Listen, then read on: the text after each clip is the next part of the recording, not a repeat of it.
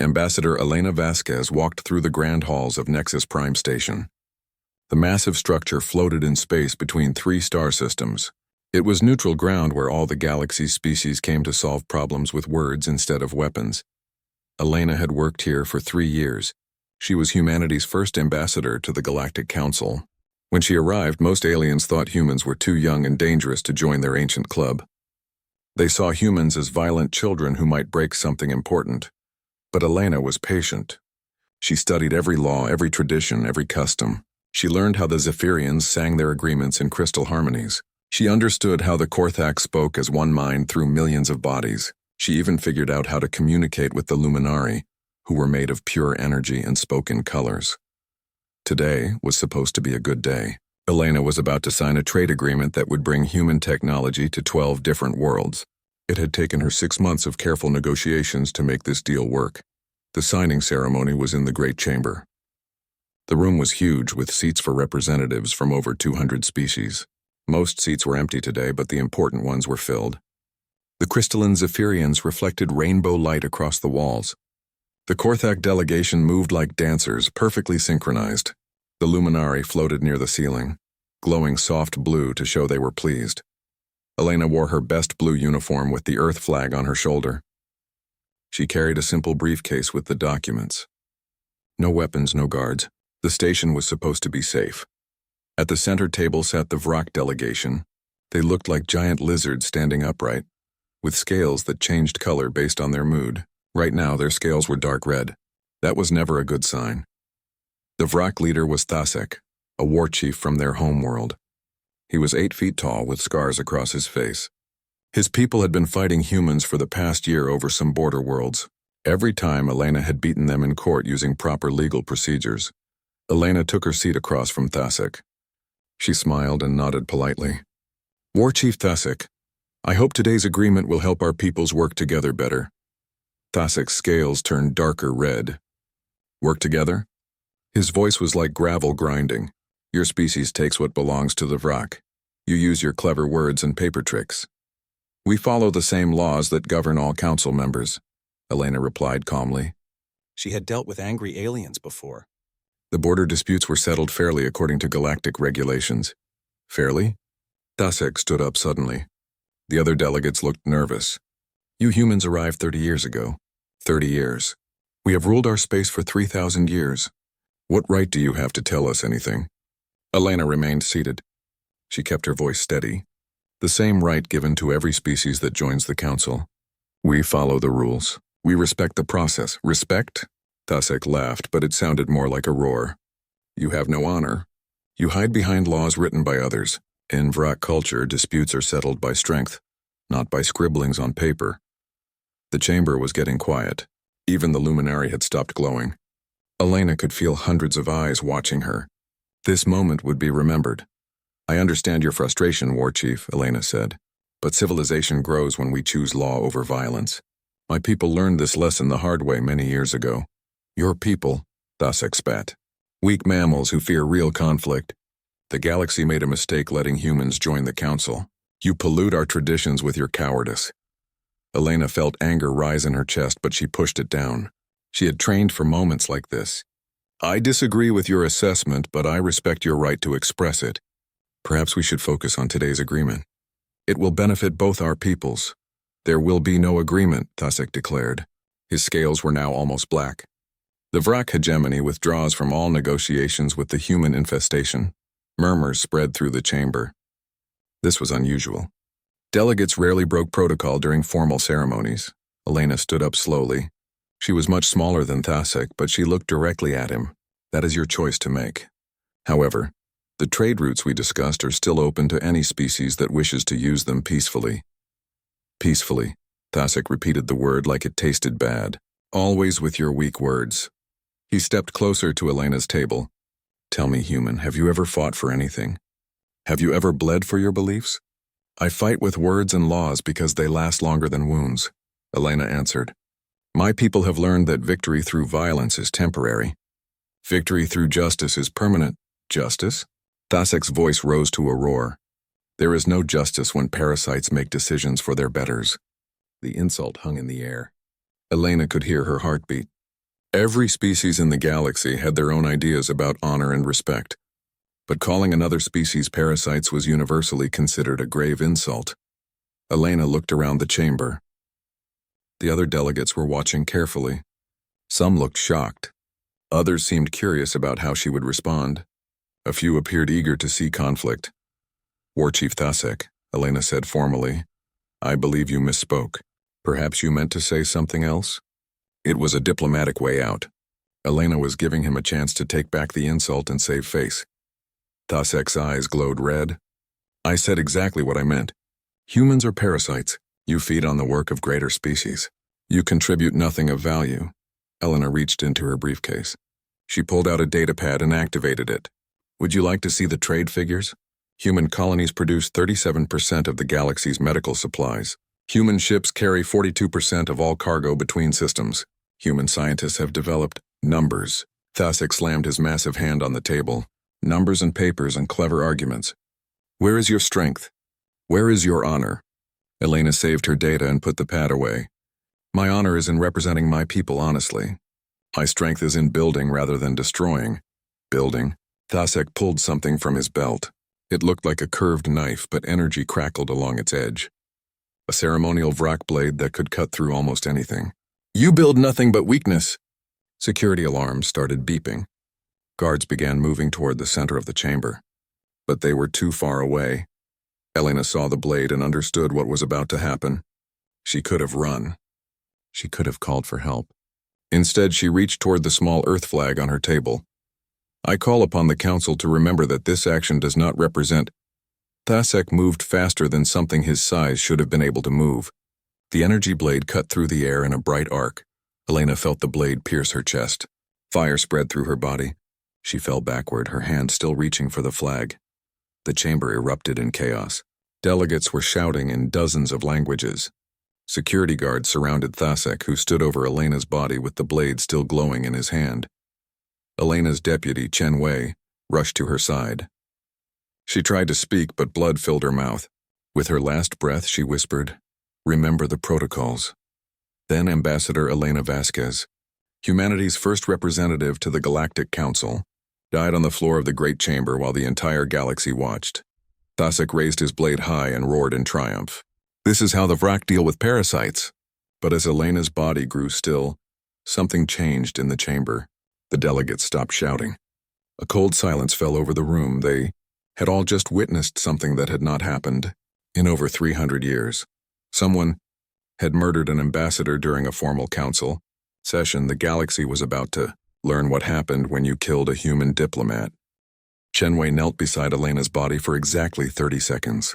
He closed her eyes gently and placed the Earth flag over her chest. Then he stood up and looked directly at Thasek. War Chief Thasek of the Vrak hegemony, Chen said in a clear voice. I formally charge you with the murder of Ambassador Elena Vasquez, representative of the United Earth government, during an official council session on neutral ground. Thasek laughed and wiped Elena's blood from his blade. Your words mean nothing, human. I acted to defend Vrak honor. I understand, Chen replied calmly. I am filing the appropriate paperwork with council security. The other delegates stared at Chen in disbelief. The Zephyrian's crystals flickered nervously. The Korthak delegation whispered among themselves in their shared mind voice. Even the Luminari dimmed their glow. Everyone expected the humans to demand immediate justice. Every species in galactic history had responded to such insults with violence. The Zephyrians had once shattered 3 star systems over a lesser offense. The Korthak had swarmed entire sectors when their honor was questioned, but Chen Wei simply walked to the council recording station and began filling out forms. Councillor Yathara, the ancient luminary who led the council, floated down from the ceiling. Her energy form pulsed with confusion. Deputy Ambassador Chen, do you not wish to invoke emergency justice protocols? No, thank you, Chen said politely. Humanity respects the regular legal process. We will pursue this matter through proper channels. Thasek spat on the floor. Cowards. Even when we kill your leaders, you hide behind papers. Chen continued writing. Article 847 of the Galactic Legal Code states that violence against diplomatic personnel during official sessions constitutes an act of war against the represented species. I am requesting a formal investigation. "This will take months," growled Counselor Vrax, an elderly Zephyrian whose crystal body had turned dark purple with anger. "The legal procedures, the testimonies, the appeals." "Ambassador Vasquez spent 3 years learning these procedures," Chen said. "She would want us to follow them correctly." The news of Elena's death spread across the galaxy within hours. Human colonies from the outer rim to the core worlds received the same message. Ambassador down. Await instructions. Maintain protocols. The response puzzled everyone. Human military ships did not move to attack positions. No declarations of war were broadcast. Human diplomats at other stations continued their regular duties as if nothing had happened. On the Vrak homeworld, War Chief Tasek was welcomed as a hero. Crowds cheered as he told the story of killing the human parasite with his own blade. The Vrak Council of Warriors declared him a defender of their ancient honor. "Let all species see," announced Supreme War Chief Grathek, Thasek's father. "This is what happens to those who challenge Vrak authority. We rule through strength, not through the weak words of children." But other species began to worry. They had expected human retaliation. The silence was disturbing. 3 days after Elena's death, the first sign of change appeared. The cargo ship Prosperity, operated by Human Shipping Incorporated, developed engine problems while carrying medical supplies to a Vrak colony world. The ship had to dock at the nearest repair station for emergency maintenance. Captain Sarah Jones apologized profusely to the Vrak trade officials. "I'm so sorry for the delay. Our engineers are working around the clock to fix this. Should only take a few weeks." The Vrak officials were angry, but they could not argue with mechanical failures. The Prosperity carried antibiotics needed to fight a plague outbreak on their colony. Without those supplies, thousands would die. Similar problems began happening across the galaxy. The freighter New Beijing suffered navigation computer errors while transporting Vrak industrial equipment. The passenger liner Harmony had to recalibrate life support systems in the middle of a route that served Vrak diplomatic personnel. Human-operated. Fuel stations experienced pump malfunctions when Vrak ships tried to refuel. Human-staffed spaceports had computer glitches that delayed Vrak cargo transfers. Each incident was perfectly normal by itself. Mechanical problems happened all the time in space, but when every human-operated service began having issues with Vrak customers, patterns emerged. Dr. Keth Va was a Vrak scientist working on a terraforming project for a new colony world. His research team included 3 human experts in atmospheric engineering. They were the best in the galaxy at creating breathable air on dead planets. On the 5th day after Elena's death, Dr. Keth Va arrived at his laboratory to find his human colleagues packing their equipment. "Where are you going?" he demanded. Dr. Susan Martinez looked up from her instruments. "I'm sorry, Dr. Keth Va. We've been reassigned to other projects." "Reassigned? But we are in the middle of critical experiments. The colony ships launch next month." "I understand your frustration," Dr. Martinez said, "but our company needs us elsewhere. Something about resource optimization and personnel reallocation." Dr. Keth Va's scales turned red with anger. "This is because of the ambassador incident, is it not?" Dr. Martinez packed the last of her tools. "I don't know what you mean. This is just routine corporate restructuring." Similar scenes played out across Vrak space. Human scientists, engineers, technicians, and specialists found themselves suddenly needed elsewhere. Medical researchers working on Vrak genetic diseases received urgent assignments on other projects. Agricultural experts helping to improve Vrak food production got priority transfers. Every departure was explained with perfectly reasonable corporate language. Budget adjustments. Strategic realignment. Operational efficiency improvements.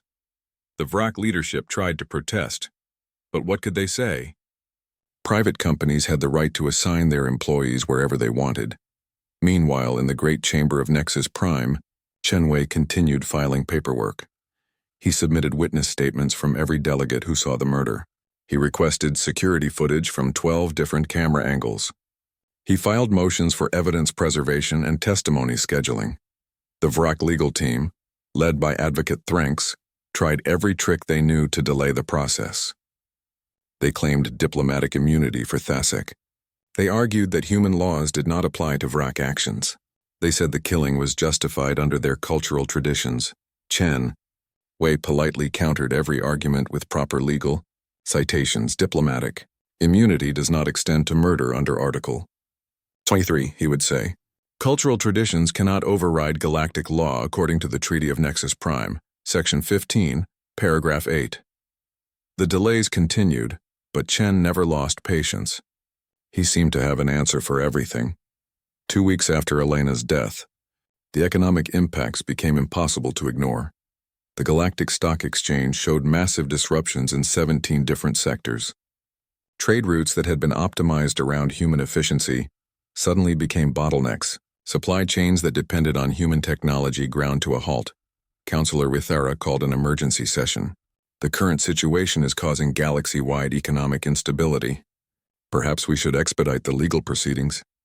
Chen Wei stood at Elena's old podium. He had placed a small photo of her next to his notes. Humanity appreciates the Council's concern. However, Ambassador Vasquez believed deeply in proper procedures.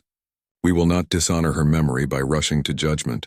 But the economic disruption, began Councillor Vrax, is unfortunate, Chen agreed, but temporary. Justice, however, must be permanent. That night, Chen Wei sent a coded message to Earth. Phase 2 initiated. All departments maintain Protocol 7. Across human space, the second wave of adjustments began. Human entertainment companies stopped licensing their movies and music to VROC distributors. Contract renegotiation period, the lawyers explained. Human restaurants and cosmopolitan space stations suddenly needed extensive renovations whenever VRAC officials were expected to visit. Health and safety upgrades, the managers said apologetically. Human banks discovered regulatory compliance issues that prevented them from processing VRAC transactions. Temporary security measures, the executives assured everyone. Most importantly, human research institutions began reviewing their partnership agreements with VROC organizations. Decades of collaborative work on quantum physics, stellar engineering, and terraforming technology came to sudden halts. Dr. Yethna, the VROC Empire's chief scientist, sent desperate messages to his human colleagues. Projects worth billions of credits were frozen because the human expertise had vanished overnight. This is economic warfare, he protested to anyone who would listen. But every human he contacted gave the same response. We're sorry for any inconvenience. This is just routine organizational restructuring. On the VROC homeworld, the first riots began. Young VROC, who had grown up with human entertainment, found their lives suddenly empty. Workers who depended on human trade partners lost their jobs as contracts were temporarily suspended. Scientists saw their life's work crumble as human collaborators disappeared. The VRAC Council of Warriors met an emergency session. This cannot be coincidence, declared War Chief Grenthak. The humans are attacking us without declaring war. How? Demanded Supreme War Chief Grathek. They have not fired a single shot. They have not threatened anyone. They simply left. Then we forced them to return. 1 month after Elena's death, the VROC Empire was learning what life looked like without humans. The first major crisis hit their medical system. For 20 years, VRAC hospitals had relied on human-manufactured drugs to treat everything from simple infections to genetic diseases. Suddenly, those shipments stopped arriving. Dr. Ventka, head of the largest hospital on the VRAC homeworld, stood in his empty pharmacy and tried to understand how this had happened. Where are the antibiotics? He demanded from his supply coordinator. The human company says they are having production delays, came the nervous reply. They estimate normal shipments will resume in 6 to 8 months. 6 months? Dr. Ventka's scales turned pale. We have enough medicine for 2 weeks. I contacted other suppliers, but human companies manufacture 90% of the antibiotics used in this sector. The remaining companies cannot meet our needs. Similar conversations were happening across VROC space. Human companies had quietly become essential to almost every aspect of their society. The food situation was even worse. VROC worlds were mostly desert planets with harsh climates. They had learned to grow food using human agricultural technology and human-developed crop strains. When human agricultural consultants were reassigned and human seed companies had inventory shortages, the VROC faced a crisis. Grexthol was a farmer on VRAC 7th who had spent 15 years learning human farming methods. His crops fed 3 million people in the nearby cities. He stood in his dying fields and tried to reach his human advisor, Dr. Jennifer Walsh, on the communication system. "I'm sorry," came the automated response. "Dr. Walsh has been transferred to the Centauri Agricultural Project. For immediate assistance, please contact your local extension office."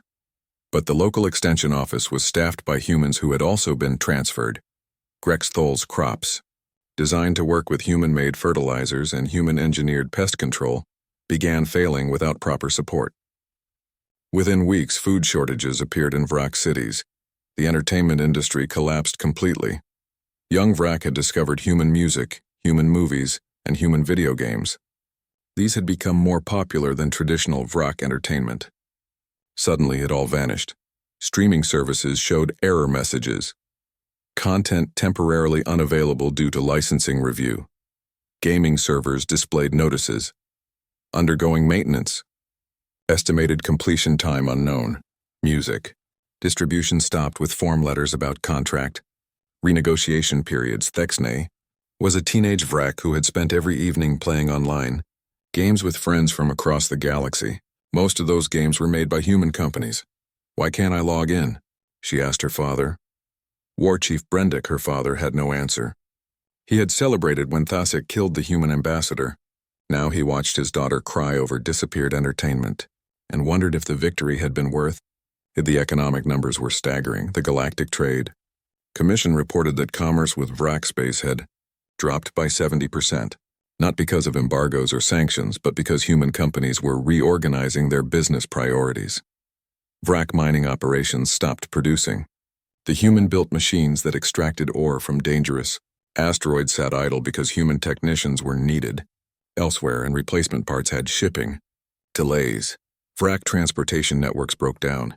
Human companies had been managing the computer systems that controlled traffic between their worlds. When those contracts were under review, ships began getting lost in space. Even their military felt the impact. The Vrak war fleet was powerful, but it depended on human-manufactured components for navigation, communication, and life support systems. When those parts were no longer available, mighty warships became floating metal boxes. Admiral Grexthon commanded the 3rd Battle Fleet. His ships had been built to intimidate enemies and conquer new worlds. Now they could barely leave orbit. "Sir," reported his aide, "the navigation computers on 12 ships are failing. We need replacement parts from Terran Defense Industries. Contact them immediately," the Admiral ordered. "I tried, sir.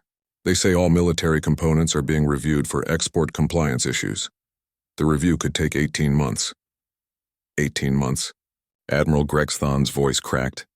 "What are we supposed to do? Learn to navigate by the stars, sir?" The diplomatic situation became desperate.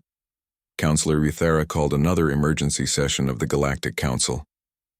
Representatives from dozens of species demanded action.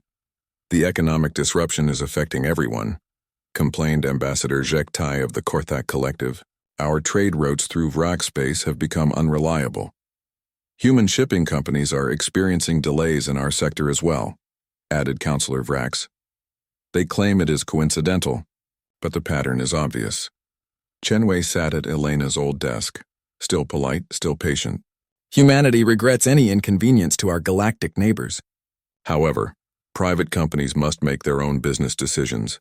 This is clearly coordinated economic warfare, accused Ambassador Threxva of the Vrak delegation. Chen looked puzzled. "I'm not aware of any coordination. Could you provide evidence of illegal collusion?" Ambassador Threxva sputtered. "The timing. All these problems started after the incident. Correlation does not prove causation," Chen replied calmly. "Perhaps these companies are simply responding to market conditions. Consumer confidence in Vrak stability may be affecting business decisions." It was true.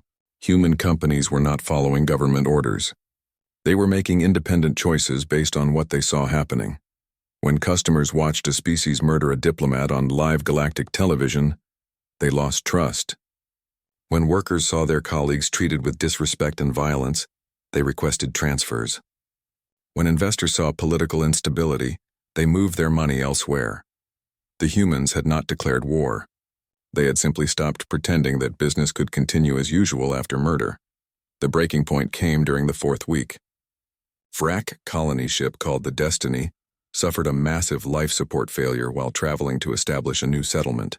3,000 colonists, including many families with children, were slowly suffocating in the vacuum of space.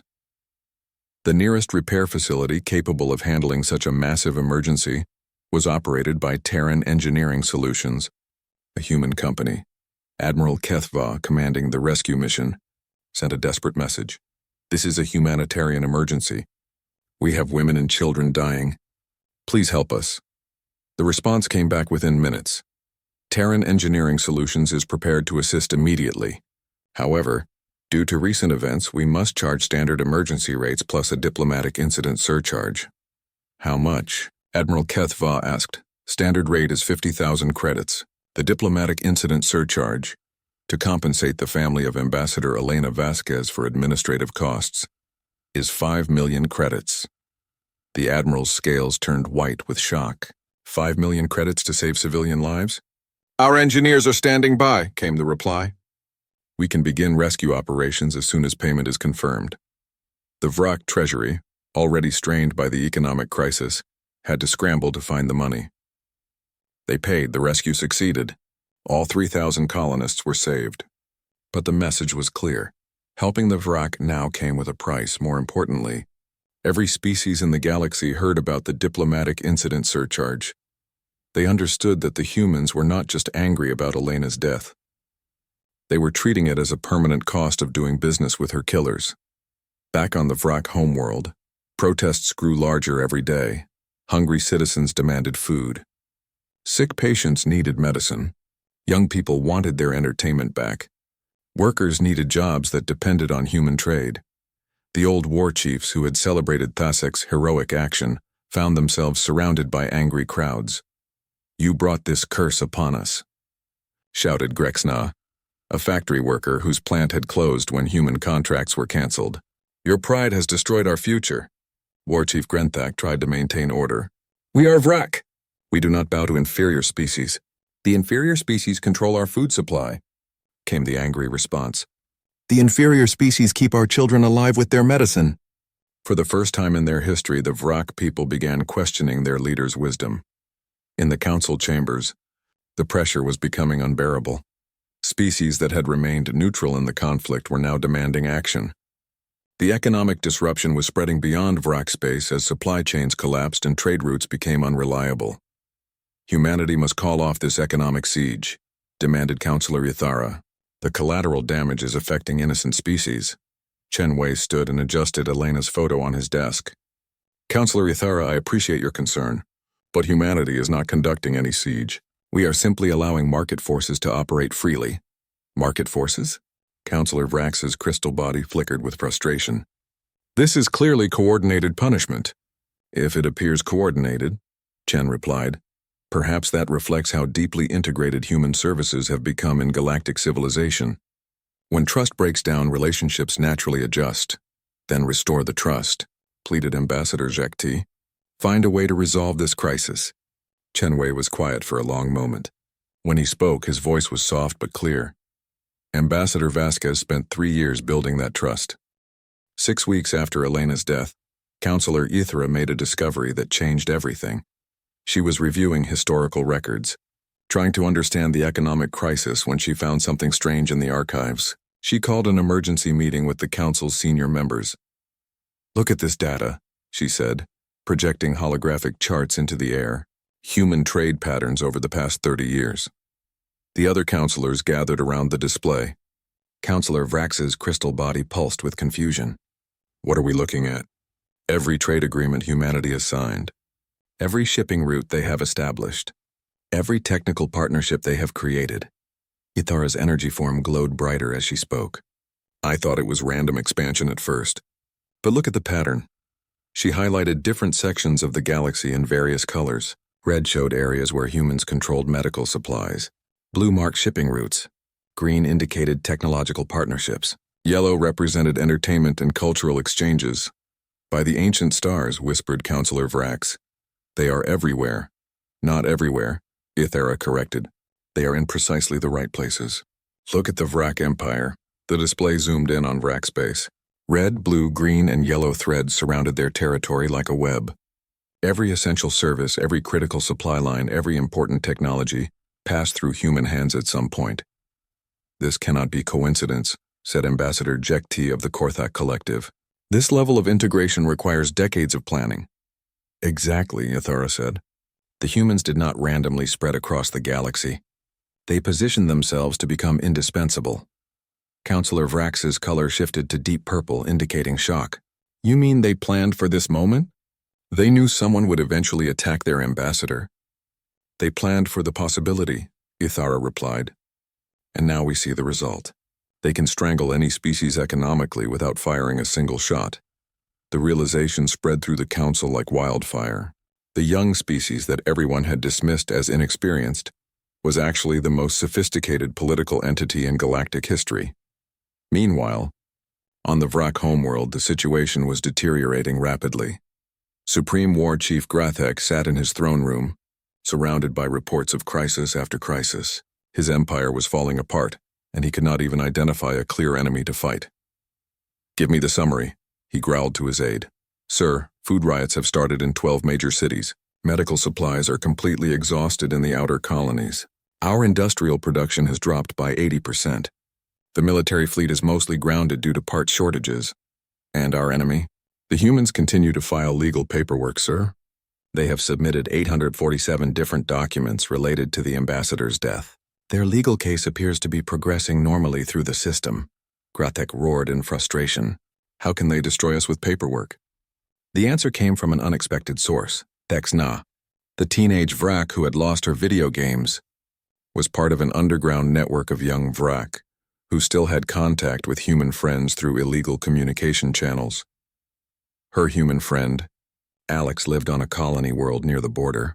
They had been gaming partners for 2 years before the crisis started. "Alex," she messaged secretly, "why are your people doing this to us? We were friends." The reply came back after several hours. "We are still friends, Thex. But friendship has limits. When someone murders an innocent person in front of the whole galaxy, there are consequences." "But I didn't kill anyone. My family didn't kill anyone. Why are we suffering?" "Because your leaders did and you celebrated it," Alex responded. "The whole galaxy watched your people cheer when Ambassador Vasquez died. We thought we knew you, but that changed everything." "So this is revenge?" "No," Alex wrote back. "Revenge would be bombing your cities. This is education." "Education?" "Teaching you that actions have consequences. Teaching your leaders that strength isn't just about who has the biggest weapons. Teaching the galaxy what happens when you break the rules that keep civilization working." Thex Na stared at the message for a long time. Then she asked the question that was troubling many young Vrak. "What do we have to do to make it stop?" "That's not up to me," Alex replied. "But I think it starts with your people admitting they were wrong." The conversation was intercepted by Vrak intelligence and reported to Supreme War Chief Grathek. When he read it, his scales turned pale. "They are not just punishing us," he said slowly. "They are waiting for us to surrender." His aide looked confused. "Surrender? But they have not demanded surrender." "They do not need to demand it," Grathek realized. "They are patient enough to wait for us to offer it." The breaking point came during the 7th week. The Vrak colony ship Destiny, which had been rescued by human engineers, suffered another crisis. This time, the colonists developed a strange illness after landing on their new world. The planet's atmosphere contained a gas that was toxic to Vrak physiology. The only experts who understood how to treat this specific type of poisoning were human biochemists. There were 3 of them in the galaxy, and they all worked for companies that were reassigning personnel away from Vrak projects. Dr. Yenth Ka, the colony's medical officer, watched helplessly as patients filled his hospital. Without treatment, they would die within days. He sent a desperate message to Dr. Sarah Kim, one of the human experts. "Doctor, I am begging you. These are innocent people. Children are dying. Please help us." Dr. Kim's response was immediate. "I want to help. I became a doctor to save lives, not to play politics. But my company has forbidden me from working with Vrak organizations." "Then quit your company. Work as an independent consultant." "I tried. But I need specialized equipment and lab facilities to develop the treatment. Those are all owned by companies that have policies against Vrak work." Dr. Yentka felt despair wash over him. So the children die because of politics? The children die because your leaders killed an innocent woman, Dr. Kim replied. If you want to save your people, you need to change your leaders. That message was also intercepted and reported to Grathek. For the first time in his life, the supreme war chief of the Vrak Empire began to question whether strength was enough. The revolution started with the children. Thex Na and her friends organized protests demanding that their government apologize for Elena's death. They carried signs with pictures of the human ambassador and messages like, "She died for peace and honor is not murder." The protests spread to universities, then to factories, then to military bases. Young Vrak, who had grown up with human culture, refused to accept their parents' traditional hatred. "We want the humans back," they chanted. "We want our friends back." The old war chiefs tried to stop the protest with force, but something unprecedented happened. Vrak military units refused to fire on civilians who were demanding peace. Colonel Thranksva had served under Grathek for 20 years. When ordered to suppress a protest at the capital university, he stood before his troops and said, "I will not order you to shoot children who are asking for an end to this madness." Half his regiment laid down their weapons and joined the protesters. The revolution reached its peak when Thranks Na, Thasek's own daughter, broadcast a message to the entire galaxy. "My name is Thranks Na. My father killed Ambassador Elena Vasquez. He shamed our species and brought disaster upon our people. I call upon the Galactic Council to accept our unconditional surrender and our request for justice." The message sent shockwaves through Vrak society. War Chief Thasek's own child was publicly denouncing him and begging for human forgiveness. Supreme War Chief, Grathek realized that his choice was simple: surrender or watch his empire destroy itself. In the council chambers, Chen Wei received the formal message of surrender with the same calm patience he had shown throughout the crisis. The Vrak hegemony formally requests cessation of all economic and cultural sanctions, the message read. "We acknowledge wrongdoing in the death of Ambassador Vasquez and request negotiations for reparations." Chen Wei stood at Elena's podium and addressed the packed chamber. Humanity appreciates this communication from the Vrak leadership. However, surrender to Earth is not sufficient. Shocked murmurs filled the room. Even the human delegates looked surprised. "Humanity does not seek to rule over the Vrak people," Chen continued. "We seek justice for Ambassador Vasquez and security for all species in this galaxy." He activated a holographic display showing the same trade pattern analysis that Counselor Rithara had discovered 30 years ago. When humanity first joined this council, Ambassador Vasquez asked me a question. She said, "Chen, what is the strongest weapon a civilization can possess?" The chamber was completely silent. I said it was their military fleet. She smiled and said I was wrong. "The strongest weapon is making yourself necessary." Chen gestured to the display. Ambassador Vasquez did not just negotiate trade deals. She built a web of interdependence that makes wars between civilized species impossible. She made humanity necessary to galactic civilization. He turned to face the Vrak delegation directly, but she also knew that this weapon could only be used once. After today, every species will understand what happens when you attack a human diplomat. The deterrent is complete. Chen Wei reached into his briefcase and pulled out a thick document. 1 year after Elena's death, the trial of War Chief Thasek finally concluded. The proceedings had taken months, not because of delays, but because Chen Wei had insisted on doing everything perfectly. Every piece of evidence was documented. Every witness testimony was recorded. Every legal precedent was researched and cited. Thasek sat in the defendant's chair looking much smaller than he had during the murder. His scales had faded to a dull gray. The mighty warrior who had boasted about killing a parasite now understood that he had destroyed his own people's future with a single blade stroke. Judge Counselor Ithara read the verdict to a packed chamber. Representatives from every species in the galaxy had come to witness this historic moment. War Chief Thasek of the Vrak hegemony, you have been found guilty of the murder of Ambassador Elena Vasquez during an official diplomatic session. You have been found guilty of violating the territorial integrity of Nexus Prime. You have been found guilty of crimes against galactic peace. She paused, her energy form glowing solemnly. The sentence is life imprisonment on the penal colony of Tartarus 7th. with your people bearing the cost of your incarceration. Thasek stood to receive his sentence. For the first time since the murder, he spoke directly to the human delegation. I did not understand what I was doing, he said quietly. I thought I was defending honor. I did not know I was destroying my people. Chen Wei looked at him calmly. Ambassador Vasquez would have forgiven you, War Chief Thasek. She believed that people could learn from their mistakes. I hope someday you prove her right. As Thasek was led away, his daughter Thranxna approached Chen Wei. She had become the new leader of the Vrak government after the revolution that overthrew the old war chiefs. Deputy Ambassador Chen, she said formally, I want to make the first payment. She handed him a data pad showing a credit transfer for 5 billion galactic credits. This is the first installment of our reparations to humanity and to Ambassador Vasquez's family. Chen Wei accepted the pad. The Elena Vasquez Institute thanks you for this contribution.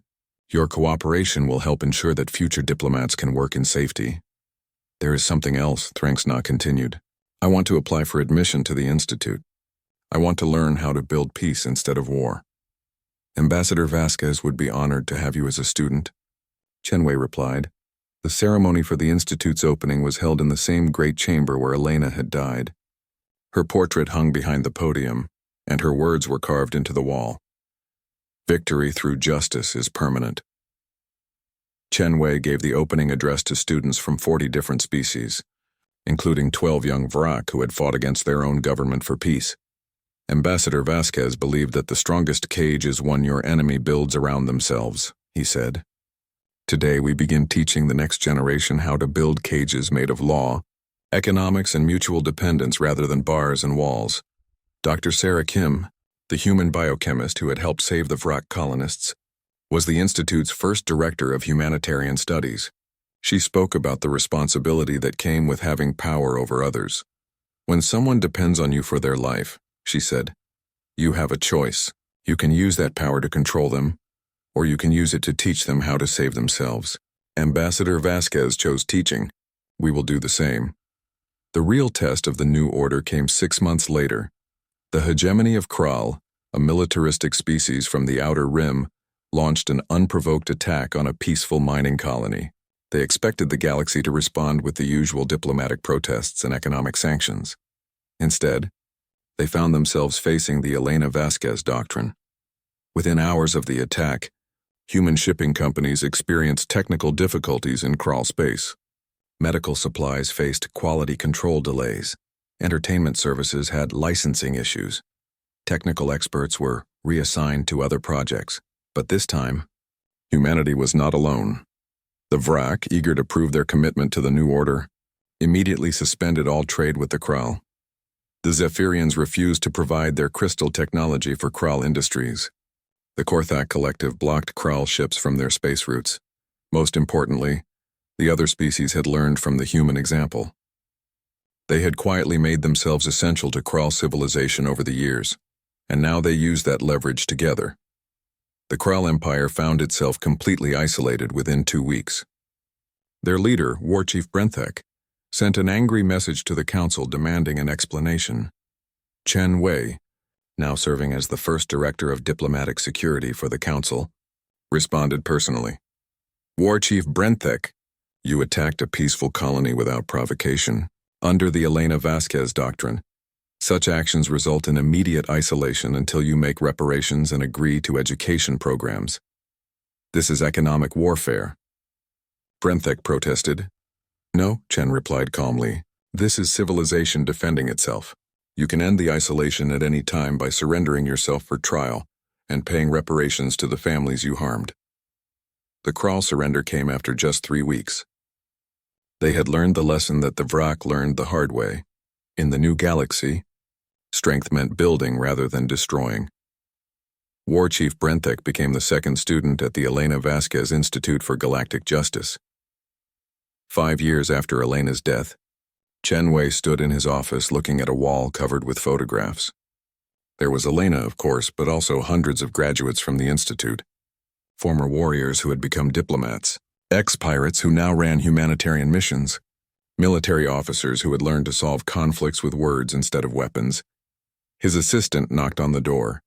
Sir, there's a message for you from the Vrak homeworld. Chen Wei opened the communication channel.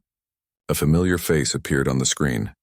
Thexna, the young Vrak who had lost her video games and found her voice instead. Deputy Ambassador Chen, she said with a smile. I wanted to let you know that I've been accepted to the Institute's advanced program in economic diplomacy. Congratulations, Thexna. What made you choose that specialty? I want to learn how Ambassador Vasquez did it, she replied. How she made your people so important that the galaxy couldn't function without you. I want to make my people that valuable too, but for building things instead of breaking them. Chen Wei smiled. She would be proud of you. After ending the call, Chen Wei walked to Elena's portrait and spoke to it quietly. As he did every evening, the web is complete. Elena, 37 species now use the interdependence model. Trade wars are replacing shooting wars. The Institute has graduated over 2,000 diplomats who understand that strength comes from being necessary, not from being feared. He paused, then added, and no ambassador has been killed in the line of duty for over 3 years. The galaxy remembers what happens when they break that rule. A new message appeared on his desk. The Galactic Council had received a request from a species called the Terminus Collective. They wanted to join the galactic community, and were requesting a human diplomat to guide them through the process. Chen Wei smiled and began drafting a response. The letter started with words that Elena had taught him long ago. Dear Terminus Collective, welcome to galactic civilization. We are pleased to help you learn how to build a lasting peace with your neighbors, through mutual dependence and respect for law. The first lesson begins with understanding that the strongest weapon a civilization can possess is making itself necessary. The galaxy had learned the lesson that Elena Vasquez died to teach. That true strength came not from the ability to destroy, but from the patience to build something so valuable that destroying it would be unthinkable. Her death had ended an age of military solutions and begun an era of diplomatic ones. The weapon she had forged, a web of interdependence spanning the galaxy, ensured that wars between civilized species were no longer possible. In the end, Ambassador Elena Vasquez had achieved the diplomat's greatest victory. She had made herself unnecessary by making peace inevitable. And in a small frame on Chen Wei's desk, her photograph continued to smile at a galaxy that had finally learned that the strongest cage is indeed one your enemy builds around themselves. A cage made of prosperity, cooperation, and the understanding that everyone's survival depended on everyone else's success. The age of the warrior was over. The age of the gardener had begun, and it all started with a patient woman who believed that words could be mightier than swords if you just knew how to use them correctly.